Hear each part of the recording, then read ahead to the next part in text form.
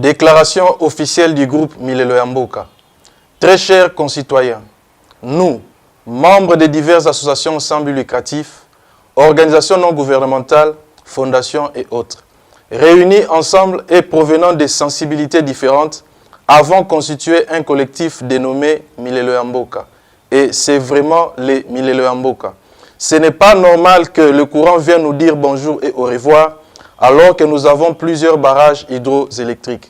Ce n'est pas normal que nous manquons de l'eau potable, alors que, dit-on, l'eau, c'est la vie. Et le bassin du Congo est le bassin versant du fleuve Congo en Afrique, couvrant 4 millions de kilomètres carrés où vivent 93,2 millions d'habitants. Ce n'est pas normal que nos concitoyens de la diaspora soient privés de leur droit de vote pendant 3 législatures et sont aujourd'hui l'ultime recours de survie sociale de leur famille dans le pays.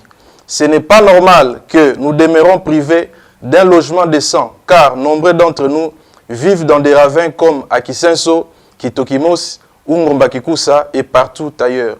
Ce n'est pas normal que nous n'ayons pas l'accès aux soins médicaux appropriés et dignes d'un être humain.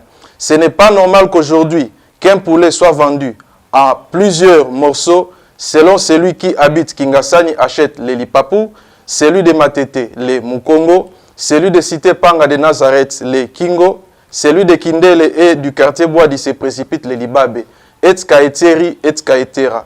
Ce n'est pas normal que les personnes vivant avec handicap ne soient pas prises en compte, vu le côté insensible des politiques aux problèmes primordiaux de nos populations, vu l'urgence et la nécessité. Vu la crise que nous traversons, nous soutenons et proposons à M. le Président de la République démocratique du Congo ce qui suit, car nous sommes opposés à la démarche des 13 parlementaires. Primo, l'amélioration des conditions de vie doit être l'unique cheval de bataille de tout concitoyen, quel que soit son rang, son niveau, son appartenance idéologique, ses origines, car la dite amélioration des conditions de vie tant sollicitée doit être l'unique centre d'intérêt de nos forums.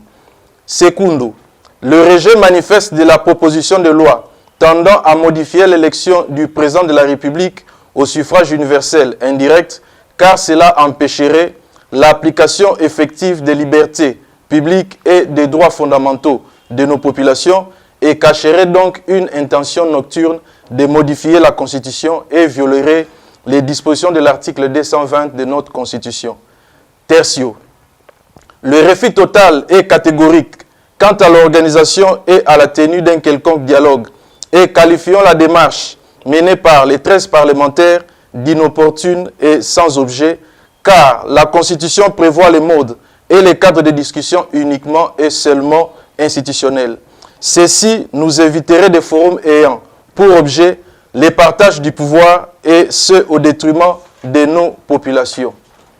Quarto, si par impossible les discussions s'avéreraient indispensables, les groupes Milelo ya Mboka opteraient pour la création d'un cadre de consultation permanente CCP en sigle, réunissant les gouvernants, les gouvernés, représentés par quelques mouvements sociaux et citoyens dûment constitués, dans lesquels seuls les problèmes sociaux de nos populations seront en vedette, et ce, loin de la logique d'un prétendu partage du pouvoir. Et en cela, ce cadre de consultation permanente sera animé par un présidium composé de 6 chefs ou personnalités intègres issus de nos confessions religieuses et n'aura que 2 matières à traiter, à savoir 1. Tous les problèmes sociaux de base et culturels seront des questions primordiales. 2. Toutes les autocritiques électorales tendant aux réformes seront des questions subsidiaires. À ce propos, les 10 cadres de consultation permanente contiendra 4 commissions. 1. La commission sociale. 2. La commission culturelle. 3. La commission autocritique électorale. 4. La commission justice et paix. Quinto.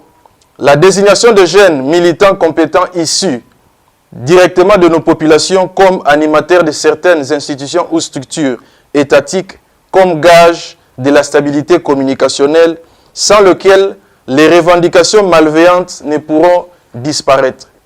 Très chers concitoyens, tel est notre cri d'alarme et d'alerte au demeurant. Fait à Kinshasa en ce mois de septembre 2020, Mbota Fondation et le groupe Milelo ya Mboka vous remercient.